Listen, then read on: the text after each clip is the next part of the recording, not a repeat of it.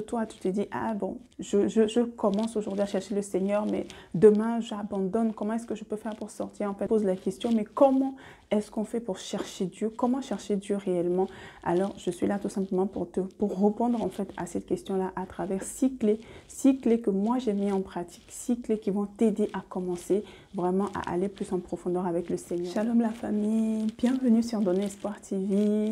Je suis très heureuse de vous retrouver encore aujourd'hui pour une nouvelle vidéo d'encouragement.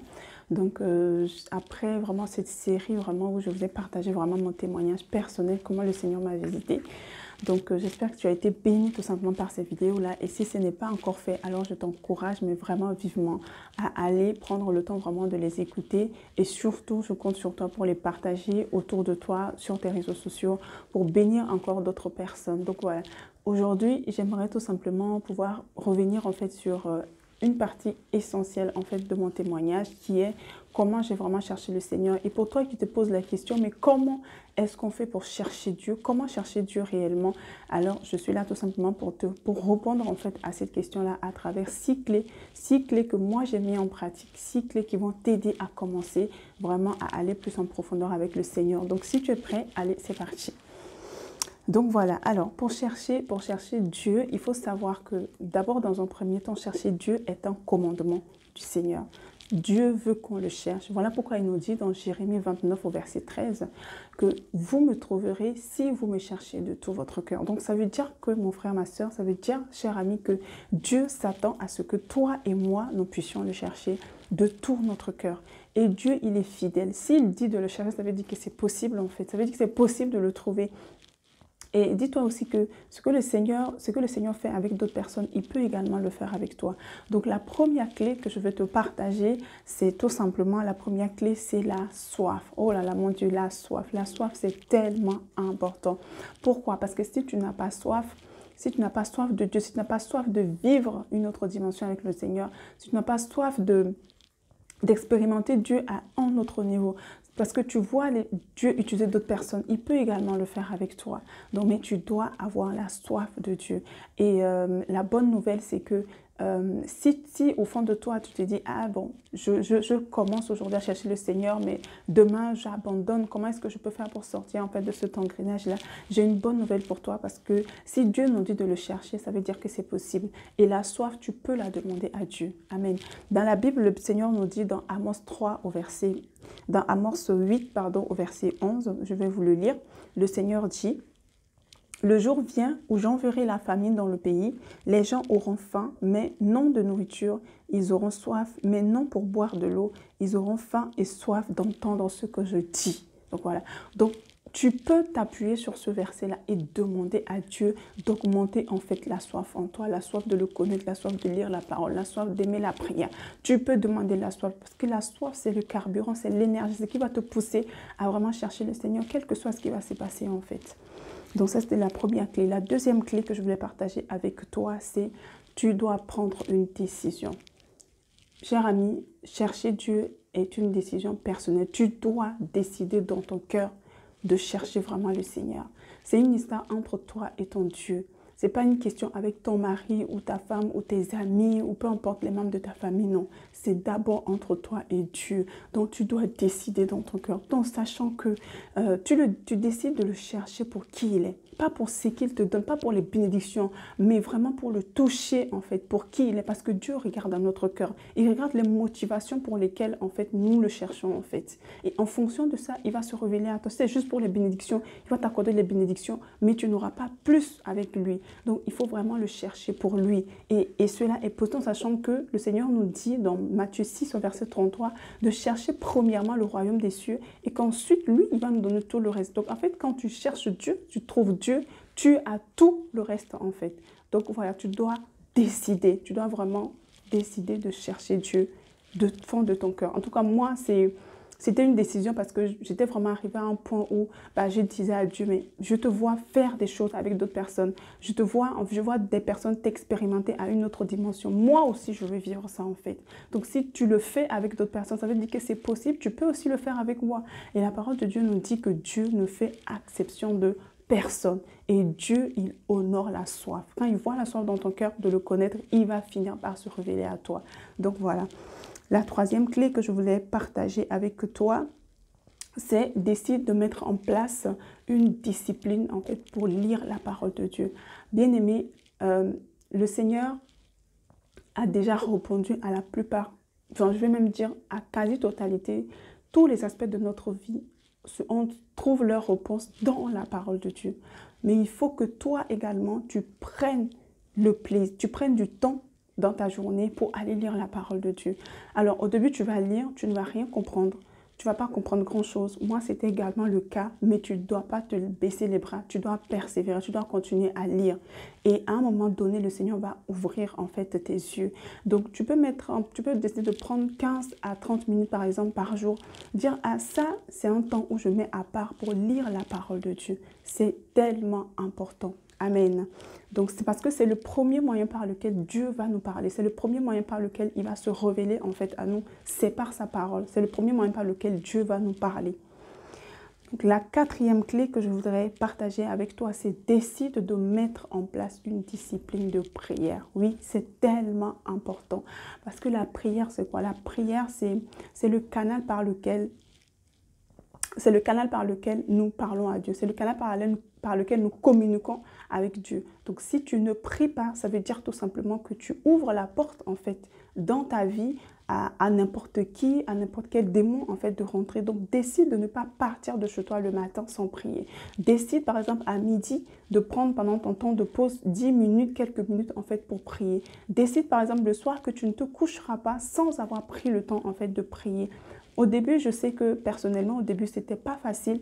J'ai commencé, je parle pas de réciter la prière, mais je parle vraiment de communiquer avec Dieu. Je sais qu'au début, j'ai commencé avec 5 minutes. Après, j'ai augmenté à 10 minutes, ensuite 15, ensuite 30 minutes et ainsi de suite, ainsi de suite. Donc, c'est possible, mais tu dois commencer quelque part. Donc, voilà, la prière, c'est très, très, très, très important. Donc, voilà. Ensuite, la cinquième clé que je voulais partager avec toi, c'est décide d'écouter également. Tu peux également t'exposer à des enseignements. Aujourd'hui, par la grâce de Dieu, avec l'avènement de Internet sur les réseaux sociaux, sur YouTube, tu as une panoplie d'enseignements, vraiment des hommes de Dieu qui sont très approfondis, qui sont très profonds dans les messages. Il faut savoir que dans chaque génération, Dieu suscite des hommes de Dieu fiables. Donc, bien évidemment, quand tu vas sur les réseaux sociaux, il faut faire très attention parce que malheureusement, des faux serviteurs de Dieu, il y en a, mais gloire soit rendue à Dieu. Il y a également des vrais serviteurs de Dieu. Et j'ai envie de te dire, cher ami, que si là où tu es, l'environnement là où tu es, l'église là où tu es, l'environnement là où tu es, tu sens que spirituellement, tu n'es pas nourri, tu as le droit d'aller chercher ailleurs. Tu as le droit de t'exposer à d'autres paroles. Par la grâce de Dieu, nous avons même des chaînes de télévision comme chrétiennes, comme EMCI TV par exemple, Impact TV également, plein d'autres chaînes auxquelles tu peux t'exposer pour que le Seigneur puisse en fait te parler encore plus. Parce que oui, tu vas lire la Bible, c'est vrai, mais il y a des choses que tu ne vas pas forcément comprendre et Dieu va donner en fait ces révélations à d'autres personnes qui nous ont déjà dévancés en fait dans la foi. Et si tu m'as suivi, si tu as écouté mon témoignage quand je t'ai partagé, je t'ai dit à un moment donné, j'ai décidé d'aller sur les réseaux sociaux parce que j'avais tellement soif, je voulais tellement que ça change, je voulais toucher Dieu, je voulais connaître Dieu, je voulais aller à une autre dimension avec le Seigneur, que j'ai commencé à chercher sur Internet et c'est comme ça que je suis tombée sur YouTube, sur la chaîne YouTube de l'évangéliste Josiane Azebazé, que je vous ai partagé VTV et qui a conduit vraiment à ma libération parce que c'est des personnes qui ont en avance en fait dans la foi, qui ont compris des choses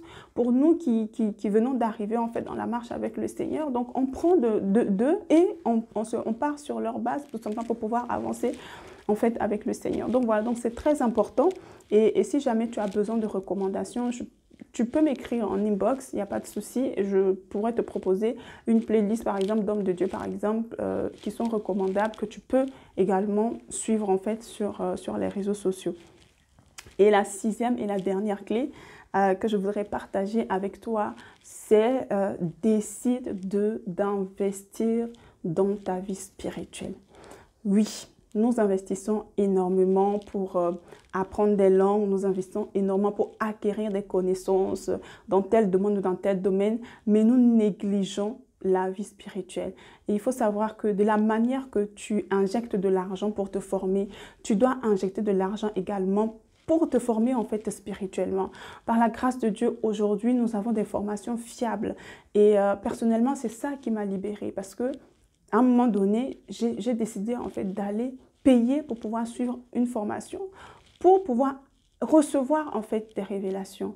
Et c'est ça qui a débloqué en fait ma vie. C'est ça qui m'a amené à un autre niveau en fait avec le Seigneur. Donc, il faut vraiment pas hésiter. Et en plus de ça, quand je regarde aujourd'hui à ce que j'ai payé pour cette formation-là et ce que j'ai reçu, ce n'est rien. Mais vraiment, ce n'est absolument rien par rapport à vraiment la délivrance que j'ai eue à travers cette formation. Donc, je t'ai partagé la formation que j'ai fait moi-même personnellement dans l'école des disciples passionnés de Dieu. Aujourd'hui, tu as également plein d'autres écoles, les écoles bibliques auxquelles tu peux aller t'inscrire. Il y a même des églises qui offrent des formations gratuites aux nouveaux arrivants. Donc, peu importe ton église, moi, je sais par exemple que dans mon assemblée, dans ma communauté, c'est le cas. Dès que tu arrives, il y a des formations, une panoplie de formations qui t'est offerte gratuitement et ce n'est pas réservé qu'aux membres de notre assemblée. C'est ouvert vraiment à toute personne qui veut vraiment grandir en fait avec le Seigneur. Donc, il faut juste ne pas hésiter et c'est important, encore d'une fois, je le dis, d'investir, en sachant que l'investissement que tu fais dans ta vie spirituelle pour chercher Dieu, c'est... En fait, tu vas gagner en temps, tu vas gagner en temps, tu vas gagner en tout en sachant que là où Dieu est, aucune ténèbre en fait ne peut régner. Là où Dieu est, c'est la délivrance. Là où Dieu est, c'est la libération totale en fait. Donc voilà, donc je t'invite à décider également à ne pas hésiter à mettre de l'argent parce que comme dans le monde, hein, les vraies informations, tu ne peux pas les avoir gratuitement en fait. Il faut payer un prix. En sachant que, oui, on dit que la connaissance de Dieu, elle est gratuite, mais ces personnes-là payent un prix au quotidien pour mettre en place ces formations. Donc, c'est tout à fait normal que nous puissions, que nous soyons à l'aise en fait avec ça, à payer pour pouvoir faire ces formations. Parce que ce sont des hommes de Dieu, oui, ils reçoivent gratuitement de Dieu, oui, mais c'est aussi pour mettre en place, ils utilisent des outils, ils utilisent de l'énergie, c'est leur temps qu'ils mettent à part également pour pouvoir libérer en fait. Et je vous assure que ce qui est donné en réalité par rapport à la contribution qu'on demande, ce n'est vraiment absolument rien. Donc voilà les 6 clés que je voulais absolument partager avec toi pour que si vraiment tu veux avancer avec le Seigneur, tu dois absolument mettre en place ces choses. C'est indispensable. Donc voilà, donc je vais simplement m'arrêter là, en sachant que je voudrais tout simplement te dire également que ces 6 clés-là sont exhaustives. Donc on peut également la rallonger. Mais pour parvenir encore à chercher encore le Seigneur plus efficacement, tu dois te connecter au Saint-Esprit. Parce que le Saint-Esprit, waouh, c'est le Saint-Esprit. Et pour se connecter au Saint-Esprit, il faut passer par une étape très importante qu'on appelle la nouvelle naissance. Waouh, c'est une vérité que j'ignorais complètement parce que je n'avais jamais été enseignée par là-dessus. Donc, je vais prendre le temps par la grâce de Dieu à la prochaine vidéo de t'expliquer ce que c'est que la nouvelle naissance, qui est le Saint-Esprit également, parce que le Saint-Esprit, il est vraiment le canal par lequel en fait nous recevons tout de Dieu en fait sur cette terre en tant qu'enfant de Dieu. Il est celui qui nous révèle le Père, il est celui qui nous révèle le Fils, il est celui qui nous révèle les Saintes Écritures. Il est celui qui nous apprend, qui nous conduit en fait à prier, à marcher en fait comme le Seigneur le veut. Parce que nous avons notre propre volonté, mais la Bible nous dit que ce n'est ni par la force ni par la puissance, mais c'est par l'Esprit de Dieu. Donc voilà, si ce n'est pas encore fait, je t'invite tout simplement à t'abonner pour ne rien rater des prochaines vidéos que je vais partager sur cela. Sur ce, alors que tu décides de mettre en place ces cycles là, je vois le Seigneur se révéler à toi. Je te vois commencer à expérimenter le Seigneur à une dimension voilà, que tu n'avais jamais même imaginé parce que notre Dieu est fidèle. Il est fidèle. Celui qui le cherche finit toujours par le trouver. C'est lui qui a dit que si nous le cherchons, nous allons finir par le trouver. Donc voilà, je vais m'arrêter là. Que Dieu te bénisse et je te dis à très bientôt pour une autre vidéo.